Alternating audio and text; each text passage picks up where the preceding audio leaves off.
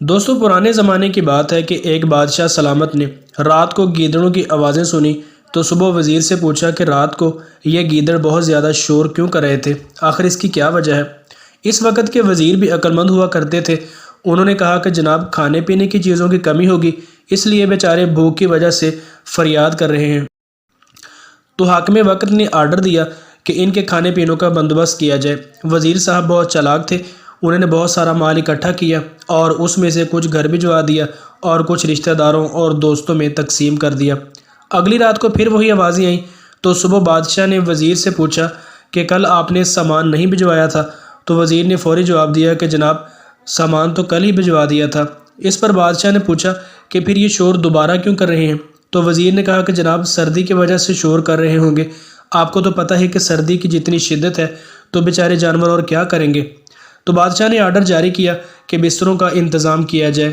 صبح پھر وزیر کی موجیں لگیں، اس نے حسب عادت کچھ بستر گھر بھیج دیے اور کچھ رشتہ داروں اور دوستوں میں تقسیم کر دی۔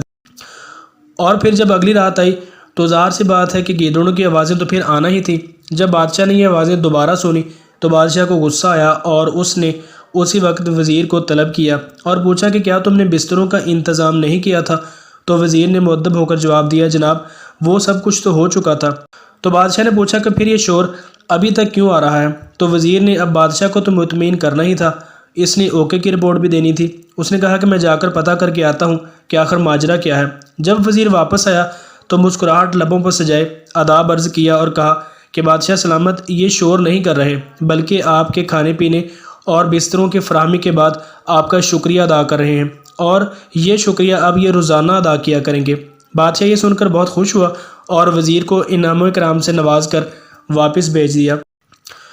دوستو اگر ہم دیکھیں تو یہی کچھ حالات آج ہمارے ملک کے بھی ہیں۔ وزیر اعظم صاحب کا بھی یہی حال ہے، عوام مہنگائی سے پریشان ہے، لوگوں کے پاس کھانے پینے کو کچھ ہے اور نہ ہی روزی کمانے کے لیے کوئی کام کاج ہے، مگر یہاں رپورٹ سب اوکے کی دی جا رہی ہے اور بادشاہ سلامت خوش ہے، کرایہ میری طرف سے بہت خوش ہے اور اسی وجہ سے آئندہ 5 سال کی خوشخبریاں بھی لوگوں کو سنائی جا رہی ہیں۔